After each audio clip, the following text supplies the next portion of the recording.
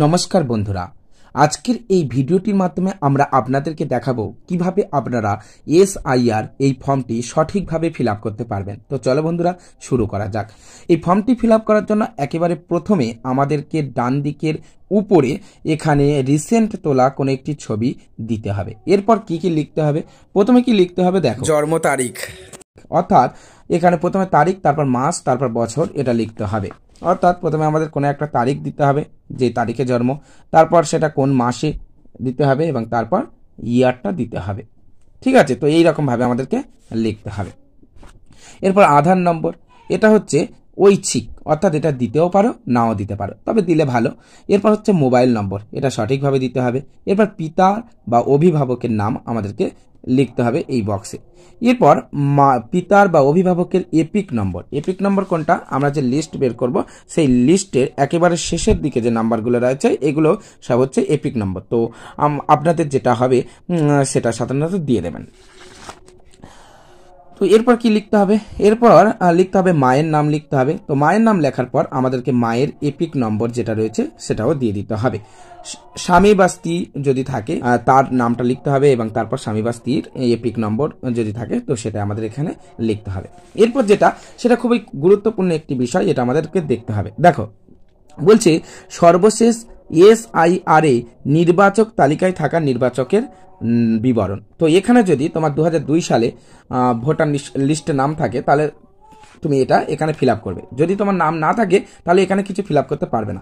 যদি থাকে তাহলে লিখতে হবে, তোমার নামটা লিখতে হবে, তারপর এপিক নম্বর দিতে হবে, তারপর আত্মীয়ের নাম দিতে হবে, অর্থাৎ এখানে বাবার নাম বা স্বামীর নাম এগুলো যেগুলো শো হয় সেগুলো দিতে হবে, এবং তারপর সম্পর্ক তার সঙ্গে কি, দেখো এখানে সব দেয়া রয়েছে। যেমন এখানে ধরে নিন অনন্ত বলে একজন রয়েছে, তো অনন্ত তার পিতার নাম অনন্ত যেটা রয়েছে, তো তার পিতার নাম দিতে হবে এবং তার এপিক নম্বর দিতে হবে এবং তার যে কমিক নম্বর সেগুলো দিতে হবে এখানে। তো পরপর এখানে যে বক্সগুলো রয়েছে সেখানে ওখান থেকে দেখে দেখে আমাদেরকে ফর্মটা ফিল আপ করতে হবে। তো আত্মীয়ের নাম বলে যে অপশানটা রয়েছে, অর্থাৎ কোন ব্যক্তির সঙ্গে সম্পর্কযুক্ত সেই ব্যক্তির নামটা লিখতে হবে। যেমন অনন্ত, তিনি সম্পর্কযুক্ত কার সঙ্গে? তিনি সম্পর্কযুক্ত হচ্ছেন কেদারনাথের সঙ্গে। এবার তিনি অনন্তের কে হন সেটাই হচ্ছে সম্পর্কের ঘরে আমাদের লিখতে হবে। তো সম্পর্কের ঘরে আমরা দেখতে পাচ্ছি যে পিতা হন, তাহলে পিতা লিখে দিতে হবে সম্পর্কের ঘরে। এরপর জেলা, কোন জেলা থেকে তিনি বিলং করছে এবং রাজ্যের নাম লিখে দিতে হবে এবং বিধানসভা ক্ষেত্রের নাম এই উপরে থাকবে। এখানে যেমন রয়েছে এখানে উপরে বিধানসভা কেন্দ্রের নাম, তো এখানে থাকবে বিধানসভা কেন্দ্রের নাম এবং তারপর হচ্ছে বিধানসভা ক্ষেত্রের নম্বর। তো বিধানসভা ক্ষেত্রের নম্বর এখানে পাশে দেয়া থাকবে, তো সেখান থেকে লিখে দিতে হবে। এবং এরপর বিধানসভা ক্ষেত্রের নম্বর দেওয়ার পর আমাদের রয়েছে অংশ নম্বর।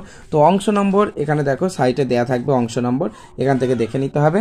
এবং এরপর কমিক সংখ্যা, তো কমিক সংখ্যা যেটা রয়েছে সেটা লিখতে হবে। কমিক সংখ্যা হচ্ছে একেবারে বাম দিকে আমাদের দেয়া থাকবে কমিক সংখ্যা, এই যে নাম্বারগুলো রয়েছে এগুলো হচ্ছে কমিক নম্বর, তো এগুলো এখানে দিতে হবে।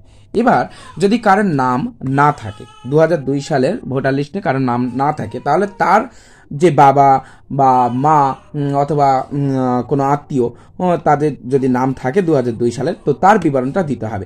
তো আত্মীয়ের বিবরণ যার নাম পূর্ববর্তী কলামে বা সর্বশেষ এসআইআর এ দেওয়া রয়েছে, তো এখানে নাম লিখতে হবে, তার এপিক নম্বর দিতে হবে, তার আত্মীয়ের নাম, অর্থাৎ যার নাম আমরা লিখছি তার বাবা বা তার স্বামী বা স্ত্রী, যার সঙ্গে মোট কথা সম্পর্কযুক্ত, অর্থাৎ আমাদের এখানে যে কাগজটা আমরা বের করবো সেখানে সম্পর্কিত ব্যক্তির নাম যে কলাম রয়েছে সেখান থেকে দেখে লিখে দিতে হবে।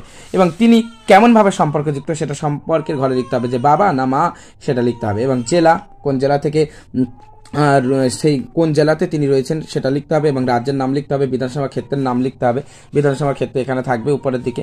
এবং তারপর বিধানসভা ক্ষেত্রের নম্বর যেটা সেটা পাশে দেয়া থাকবে একদম।